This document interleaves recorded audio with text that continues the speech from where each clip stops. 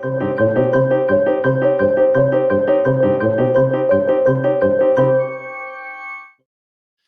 right, you guys. So for this week's secret sauce, I want to share some tips with you about how to make your offers less complex, right? How to make it, because when they're less complex, more people are going to understand and you're going to be attracting more business. So this all came about when I was working on kind of the idea, what is it that we're trying to do with Fundamentals Live, which I just talked about earlier on the show there. And what came up was something a mentor had once told me, that when I shared what I was trying to do, this was when I was first starting our success group, they said, that sounds great. I don't understand. It's too complex. Right. And what was happening was I was trying to encompass everybody, right? I wanted to hug everybody. I wanted to, touch everybody I possibly could. I wanted to share all the things, right? My passion was there. You guys know that in your business, right? Your passion's there. You're really feeling that. And I just want to do as much as I can, right? That's the feeling we get.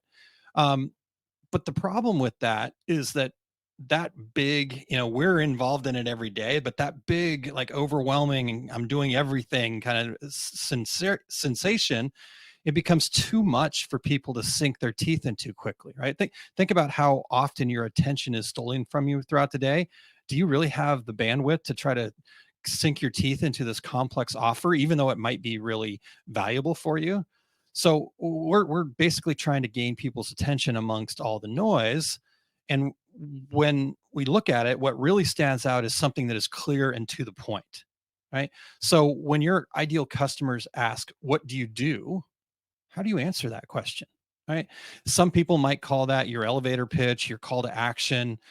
But the reality is, how much effort have you put into making that more clear and more concise? And ultimately, it needs to be one simple statement that you can share over and over again. I read this the other day. I can't remember exactly where I read it from, but this really stood out to me. And somebody had mentioned that marketing is not saying 100 different things, right? Like, I got to get my marketing calendar and there's going to be 365 days, 380 days, because I'm going to try to pack more in, right? Of different information. Ultimately, what marketing is saying the exact same thing 100 different times. Right. So we need to be able to deliver that offer in a single sentence in less than 15 seconds. Right. So if you can spark someone's interest in 15 seconds, then you have a wonderful offer. So how do we do this? Right. The first step is we have to say, well, who are our ideal customers? Right? Like, who are we talking to? Right. We can't be clear in what we're offering if we're trying to talk to everybody. Right. Because everybody has a little bit different needs. And so if we're trying to take care of everybody at once, we can't be very clear.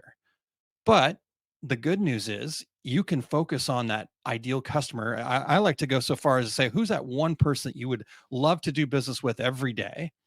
And if you focus on having a conversation with them, how do you get their attention? How do you give them an offer that they can't refuse? The good news is there's lots of people that are very similar to that out there. You're just not reaching them because you're not clear yet, right? And if that does not seem true, if you go, that this is crazy, I can't just focus on talking to one person because it's not getting me anywhere. Well, if that does feel true to you, then you're just talking to the wrong people. You're just swimming in the wrong pond, right? So how do we understand this? How do we figure this out? And the simple solution, it's not easy, but the simple solution is you have to put yourself in their shoes, right? Who are they specifically? Humans use generalizations to compartmentalize things in our conscious brain that can only handle one thing at a time, right? So we need to really get down to that very specific detail about who they are. And once we identify them and we clearly communicate with our ideal customers, we're going to be attracting more people who have similar needs, right? This is the good news we're trying to get to. It's just getting to that part is actually a little bit challenging. So the next part that you want to do after you've determined who your ideal customer is now you need to understand what their pain points and aspirations are. Right? What would cause them to want to do business with you? That's the pain point. And what do they want to achieve once they've done business with you? That's their aspiration. So there's three quick steps that we can take in this part of it. The first one is get very specific about that ideal customer as far as their demographic, right? Are they people like, well, I do business with men and women. No, I understand that. But this one ideal customer, if you had to pick one person, is that a man or a woman? What age bracket do they fall in? What makes them unique, right? So really start getting it boiled down as much as you can into that specific demographic. And then two, determine what their pain point is. Why would they come give you money for what you do? Right. That is the pain point that they have, right? They wouldn't hand over their hard-earned money to you if they didn't have a need that money was going to allow them to fill that need.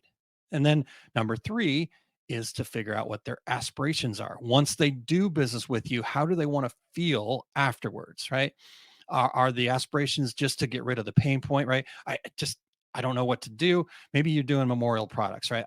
I need something to commemorate my loved one that I can touch and feel. Beyond that, just take care of this for me, right? That could be what it is. Maybe it's to do some good for their community, right? So how do you envision them feeling after they do business with you? And then from that phase, then it's time to just simplify your service. And when I say simplify your service, this is the products and service, but knowing that people do business with you because of the product or service, it's not that, right? It's not the product or service that they do business with you because, like, for example, my family, we buy groceries at a specific store.